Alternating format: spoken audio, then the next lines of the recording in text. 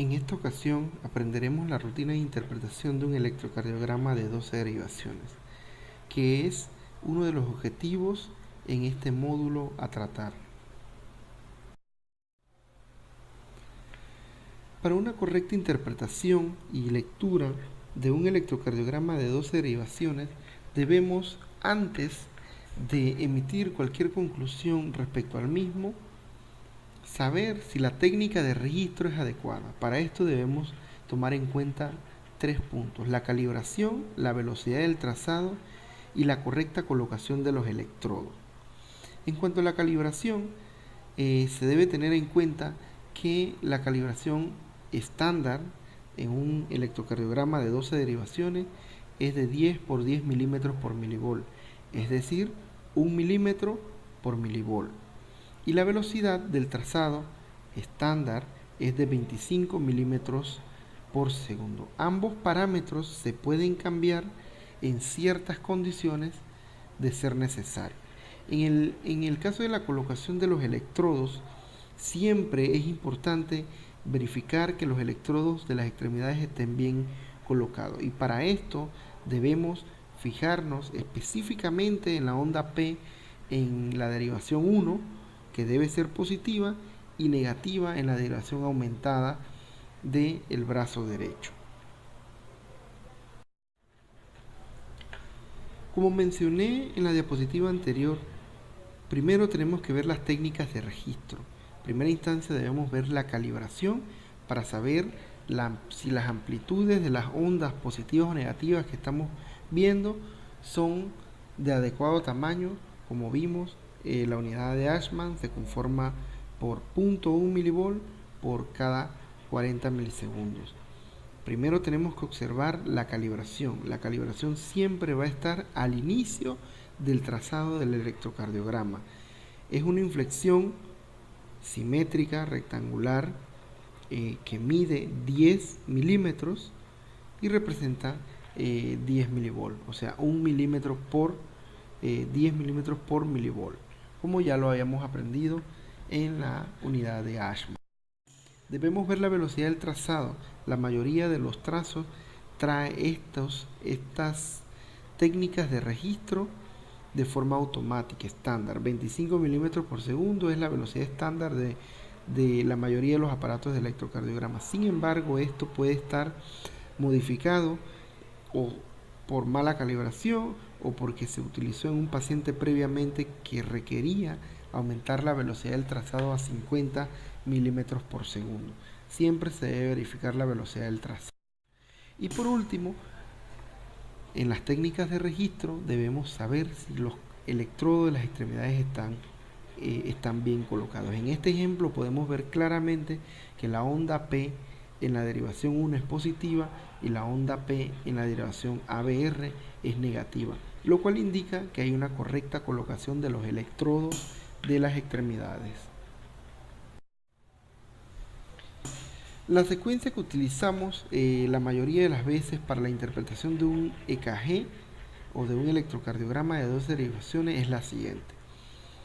Vemos el ritmo del paciente, calculamos la frecuencia cardíaca, vemos la conducción aurículo-ventricular, esto es midiendo el intervalo PR, vemos el complejo QRS y vemos hacia dónde se dirige el eje eléctrico y vemos la conducción intraventricular, y por último vemos la repolarización ventricular y las ondas de lesión, isquemia o necrosis si existen en el mismo. Para evaluar el ritmo en un electrocardiograma debemos hacernos dos preguntas claves. Uno es si hay presencia de onda P antes de cada complejo QRS y si cada complejo QRS ocurre después de cada onda P. Si la respuesta es positiva ante ambas preguntas, el ritmo es sinusal. Si hay una negatividad en alguna de las preguntas, el ritmo es no sinusal. Los ritmos no sinusales que existen en electrocardiografía varían ampliamente de autor a autor. Sin embargo, los principales o los que más conocemos o los más comunes son el ritmo auricular bajo, la fibrilación atrial, el ritmo en marcapaso migratorio y el ritmo auricular caótico. Como mencioné previamente, en este trazado electrocardiográfico podemos ver cómo después de cada onda P existe un complejo QRS y cómo vemos que cada complejo QRS se precede de una onda P. Cuando esto ocurre, denominamos que el ritmo es sinusal. En el caso de la frecuencia cardíaca existen distintos métodos. Existen métodos aritméticos exactos, como aquellos donde cuantificamos 1500 entre n, siendo n el número de cuadrados pequeño entre dos complejos QRS, o 300 entre n, siendo n el número de cuadrados grandes entre dos. La mayoría de las veces el método más sencillo que utilizamos para el cálculo de la frecuencia cardíaca en un electrocardiograma es el método de memoria. Cada 200 milisegundos, desde el inicio de una onda R, la frecuencia va a cambiar 300, 150, 100, 75, 60, 50, como veremos en el ejemplo siguiente. En este ejemplo podemos ver que cuando buscamos un complejo QRS que esté próximo a una de las líneas gruesas del electrocardiograma y comenzamos a partir de esa a contar de memoria 300, 150, 100, y vemos que el siguiente complejo QRS onda R del complejo QRS cae exactamente en la mitad. Sabemos que el ritmo está entre 100, la frecuencia cardíaca va a estar entre 100 y 75, aproximadamente va a estar en 85 latidos por minuto. Para evaluar la conducción auriculoventricular medimos el intervalo PR.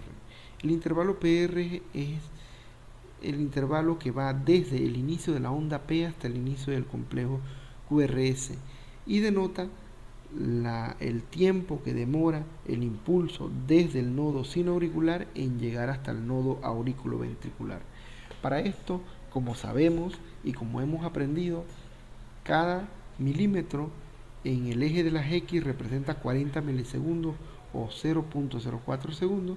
Simplemente contamos cada cuadrito que existe desde el inicio de la onda P hasta el inicio del complejo QRS. En este caso, el ejemplo, existen aproximadamente, el intervalo PR mide aproximadamente 160 milisegundos o 0.16 segundos. En cuanto al complejo QRS, sabemos que el complejo QRS está compuesto por dos ondas negativas, la onda Q, la onda S, y una onda positiva que es la onda R. Mide en el ejemplo aproximadamente 80 milisegundos, lo cual está dentro de los límites normales. Debemos recordar que el valor normal del complejo QRS oscila entre 60 hasta 120 milisegundos. También dentro de la evaluación del complejo QRS podemos hacer el cálculo del eje eléctrico, que no es más que la manifestación del vector principal hacia donde se dirigen la corriente eléctrica o el potencial de acción cardíaco. En condiciones normales, el eje cardíaco va a estar entre 0 a 90 grados. Sin embargo, hay autores que extienden la normalidad desde menos 30 hasta más 110.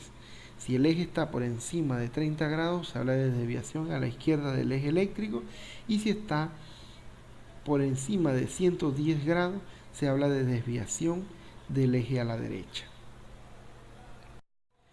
En este ejemplo podemos ver que se deben utilizar la derivación 1 y la derivación aumentada de la extremidad inferior, ABF por sus siglas en inglés, para el cálculo y saber si el eje eléctrico está dentro de la normalidad.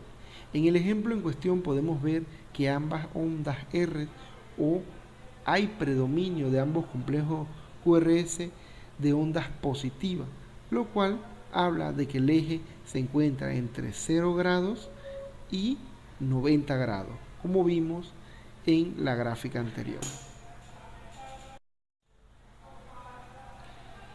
Por último, en el caso de la repolarización ventricular, aquí entran los temas de necrosis, lesión e isquemia. Principalmente lesión e isquemia es lo que vamos a ver. Cuando se habla de lesión, subendocárdica se habla de un segmento ST descendido o por debajo de la línea basal. Cuando se habla de lesión subepicárdica, se habla de un segmento ST elevado, que es lo que se muestra en la figura a su mano derecha. En el caso de la isquemia, cuando se habla de isquemia subendocárdica, se habla de ondas T simétricas, pero positivas. Y en el caso de la isquemia subepicárdica, se habla de ondas T simétricas, pero negativas, como en el ejemplo a su mano derecha. Las necrosis, cuando se habla de onda Q patológica, tienen una medida más de 40 milisegundos o que correspondan a 2/3 de la altura de la onda R para considerarse patológica.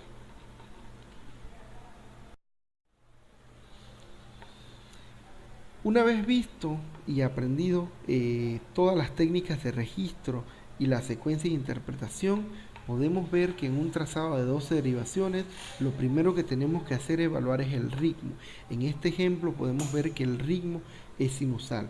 Cada onda P se sigue de un complejo QRS, cada complejo QRS se antecede de una onda P, cuyo intervalo PR está dentro de los límites normales. En este caso mide aproximadamente 160 milisegundos, lo cual denota que la conducción desde el nodo sinoauricular al nodo AB está conservado.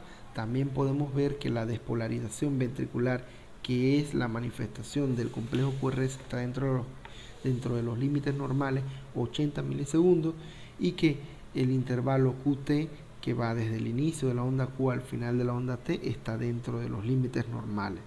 También podemos ver, si observamos la derivación 1 y la derivación ABF, que ambas tienen predominio de ondas positivas, lo cual habla de que el eje eléctrico está dentro de la normalidad. Y con esto damos finalizado la lectura del electrocardiograma. En el siguiente punto vamos a ver los hallazgos patológicos más comunes. Gracias por la atención.